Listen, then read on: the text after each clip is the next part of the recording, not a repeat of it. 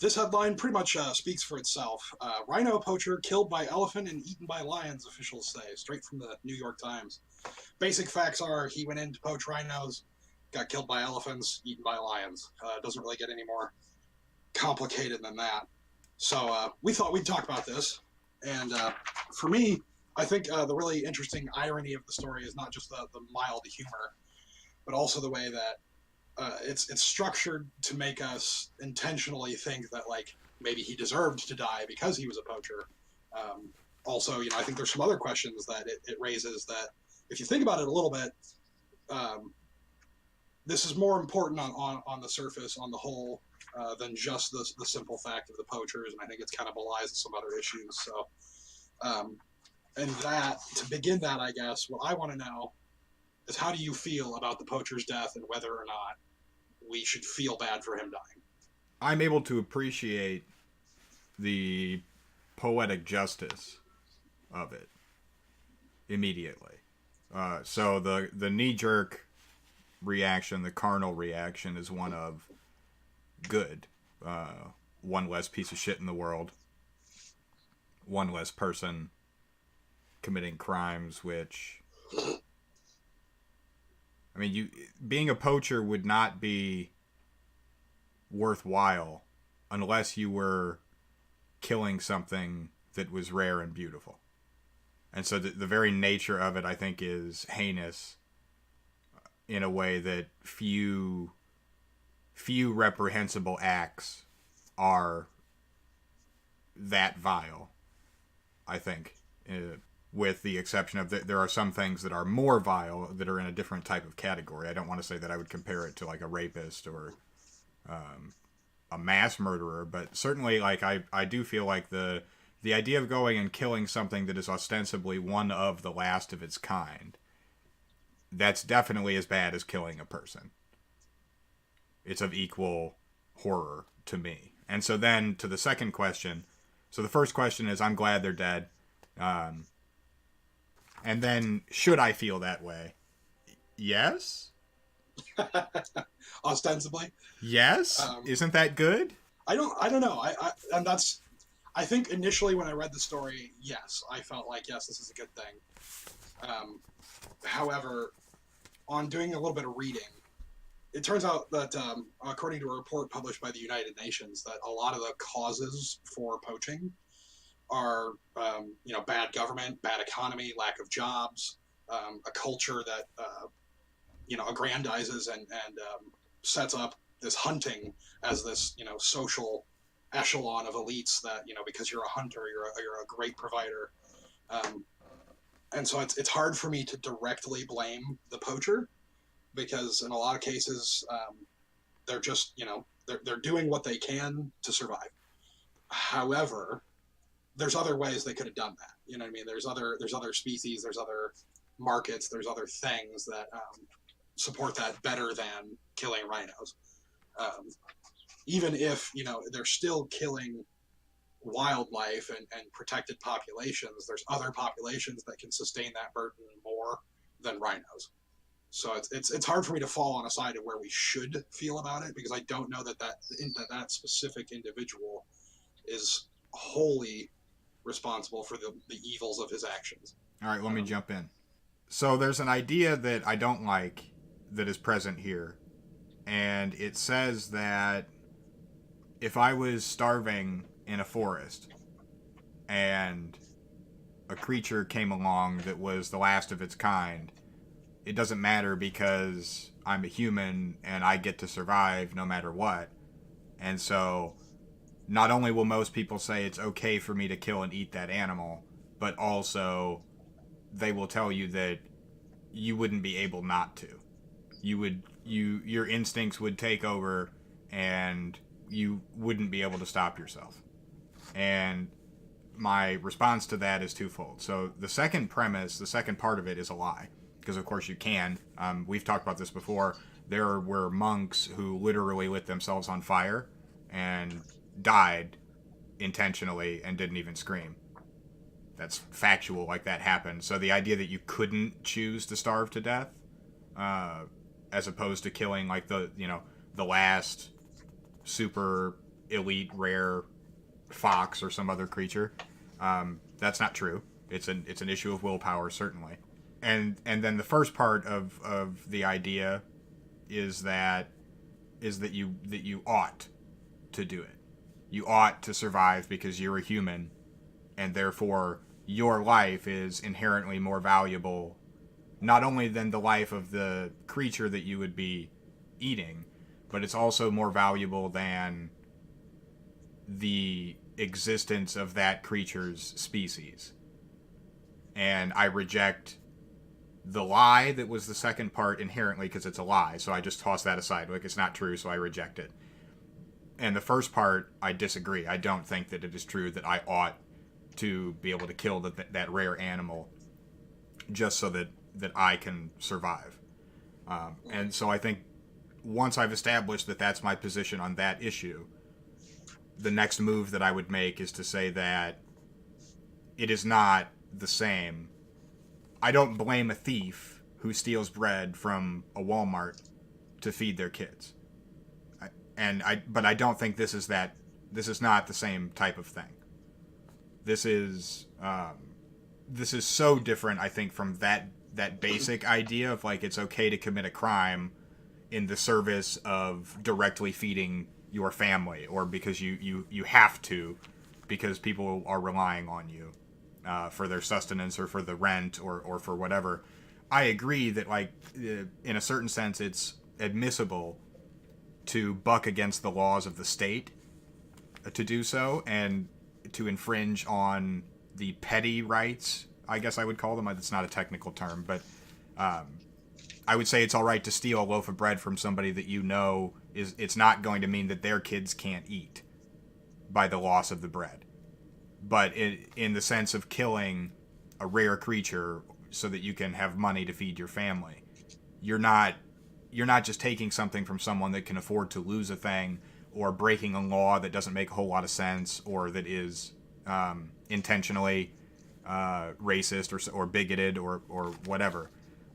You're just doing something that is unforgivable, and you're justifying it by saying, well, I have to do what I have to do. That's a really long answer, but I wanted to be clear because I think the act is so vile that to say, like, yes, we should revel in their death is, to me, it's a portion of the idea that we want to so severely socially ostracize this act, make it so reprehensible that you even know that not only will we not care about you as a person if you do it, but we won't care about your death if you if you do these acts, because they are so ripe for criticism, so ripe for ridicule, so against the essence of what is good in the sense of the flourishing of life and the biodiversity of the planet and the health of the species.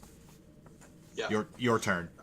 Well, I was just going to say, to just kind of follow up with that, I mean, yeah, I think ultimately that is the unfortunate underlying thing that was casting doubt in my mind, is that there are other options. Like, it's at least in this particular national park, from what I could find, this country, it's not like the people who are poachers are literally on the brink of starvation and they're eating the rhino.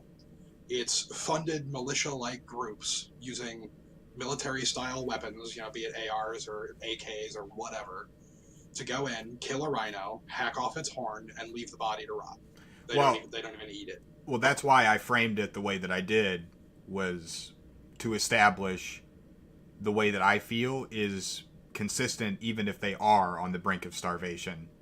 And even if it was a necessity, I'm making the claim that if you put me in a room and you say your choices are you kill this animal that's the last of its kind for profit, or you starve to death, I choose starve to death. Yeah. Assuming all other things being equal, because my life is not worth the eradication of an entire species. Yeah. Assuming that, like, it's not the last, I guess it would have to be one of two. Assuming that, like, if it doesn't die, there's a chance that it can propagate. In that case, I choose death. So to bring it full circle, then, you are saying we should feel good that this person died. Yes, I think it's. Yeah. I think it's good. It's also good that the manner that he died implies just like predator and prey come together and say, fuck this piece of shit. Yeah, it was like some bizarre force of nature came together to just isolate this single person and just stomp his existence in the best irony ever. So for me, like the final line in the sand is like, we shouldn't feel bad he died. It is funny, the irony. And then for me, I think the national park here, what was it, Kruger National Park, they were wrong to offer condolences to the family because the family knew he was doing it, his accomplices knew he was doing it. You know, like, why should the park apologize to them? Because, like, as some of my conservative friends are fond of saying, play stupid games, win stupid prizes. So I'm totally okay with him dying. I just didn't like the park's response, ultimately. Now, to the second point that I wanted to bring up here, basically, I think the bigger system at large that we could try to somehow destroy is this market for wildlife parts, things of that nature. And the thing that I found that I thought was really interesting is that market exists within Africa as well. Some of these animal parts that are being hunted are being resold in Africa to like be used for drum heads and for ceremonial purposes and this and that. And so there's a global culture, not just isolated to the East, as it were. There's a global culture of harvesting animals for essentially foolish reasons. Be it, you know, oh, if I drink your bones, I'll feel good, or, you know, oh, I'm going to use your skull for a cup. And we don't have to skirt the issue. I know that a large amount of traditional medicine has to do with your boners. Yeah. There's a lot of shit that's dying needlessly just for fucking boners. Yeah. In the case of rhino horn specifically, a lot of it is actually rheumatoid arthritis, gout, a couple others. So it's not one of the cliche aphrodisiac ones. But, like, yes, animals are being killed to support boners everywhere. And I just think it's sick. I think there's a whole cultural just system in place that it's not scientifically sound. It's not, you know, based in any conception of reality I'm familiar with. And it's just this really grotesque consumption. I mean, it's the same thing that we have a problem with here in the U.S., where we have so many consumptive problems. Only now it's affecting world ecology and, you know, plays into, believe it or not, climate change as well. I read a couple interesting articles about the way that these large animal populations actually positively benefit the global climate. So it's just like part of a huge problem worldwide, that there are some interesting solutions, but there are some risks to the solutions and things of that nature. And I just think somehow we have to stop this. I don't know how, but like it has to end. What do you think? I don't want to misquote here, but I believe the academic idea is reclamation theory. But I may be misspeaking that. It's been a while since I was in the academic sphere. But the concept loosely that I'm referring to, whether I have the name right or not, is the idea that we need to radically like move human populations off of large portions of the earth and allow nature to reclaim it. And that would facilitate sort of like there's differing ideas about how extreme to be, but the idea is that half or more of the planet could revert to jungle or whatever its natural biome is, and then we could rotate, sort of moving around so that our impact was less and less and we took up less and less space. But that would require a great deal of sort of humanitarian effort and a great deal of partnership that doesn't exist right now between nations. Yeah. But in general, I can't think of anything that I feel more strongly about than the idea that we have to save the biodiversity of the planet. And it's one of the few things where I guess I do feel strongly enough to just say that in the sense of like to preserve those species, like why don't we have people just guarding them and shooting to kill? They do, actually, in some cases. But the problem is there's not enough people doing it, and there's not enough funding to have more people doing it. Not enough good guys with guns. Yeah, I guess unfortunately in this case, yeah, there's not enough good guys with guns. Um, but at least in the instance of wildlife preservation, like that saying actually makes more sense. I know it's just frustrating because one of the final points that I had in mind when reading this was that um, we talk a lot about like Trump and liberal policies and these ideas of like access to basic needs, and most of the causes that I could find for poaching, again that UN paper and a few others, they were all things that were related to I don't have enough food, I don't have enough money, I don't have access to water, I don't have access to a good government system that cares about me. And like if people want to know what happens when governments are bad, like we have historical examples, but we also have Africa. Like when governments are bad, there's warfare, people die, animals die, the ecology gets ruined, the environment gets ruined because people become desperate and do really stupid, immoral things in the name of, well, I have to survive. Um, and not necessarily that I'm arguing for totalitarianism either, but certainly like we can't just say that providing people access to these things is bad, because like no, if this person had food and they had money, their desire to go out and kill lions, rhinos, tigers, so on for money would be far lessened because they wouldn't need to as far as they were concerned. Yeah, I completely agree. The solution is always basic needs need to be met, and then more education.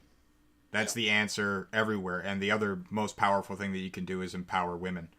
Uh, I mean, basically, that's the most powerful thing you can do anywhere in the world right now. Is if you empower women, they tend to make changes towards egalitarianism. Yeah. And the funny thing is that sort of global stability that you would get from empowering women, from education, from access to basic needs, that sort of global stability is good for people, but it also is great for wildlife, Yeah. for environmentalism, etc. Because when you have that kind of stability and a structure that works, there's not this consumptive need to produce and consume, because you've eliminated that essentially. So Yeah, I think I don't want to end this without pointing out that this is the single anecdotal issue of this one poacher who appears to have been killed by animals is a separate issue from this larger, more overarching idea that we're discussing. And there's probably some angles that we're not mentioning here that are important. Scarcity is a problem. Resource management is a problem. Cultural medicine, or not cultural medicine, but traditional medicine is one of the issues. And as Mike is pointing out, there's a great deal of issues of cultural inequality that lead to situations where this type of thing happens. And the solution is humanitarian. When we kill the biodiversity of the planet, we're also damaging ourselves. We're damaging the food chain. We're damaging the ability for the planet itself, the biosphere of the planet to function. one final thing I wanted to ask you. In reading today, I came across a lot of info that said that hunting, including big game hunting, a lot of that money actually funds conservation efforts, from licenses and the sale of like. There's this really gross not black market. There's this really gross internationally supported system where each country in Africa is allotted a certain number of wildlife that they're allowed to sell off to be killed. And so, like for one country, it was like they're allowed to sell off 5 rhinos a year to be killed, and so they get these huge bids. The recent one was like almost 400,000, if I remember right. These huge bids of money for these rich people to come out and just kill the rhino. Um, what do you think about that whole system of killing an animal or creating hunting fees and things to support keeping the animals alive? Well, I don't support it as an idea. Mm. I accept that the issue is more complicated than simply saying no one should be allowed to hunt because it's bad, and so we should make it illegal for these people to do this now, and then lose the money.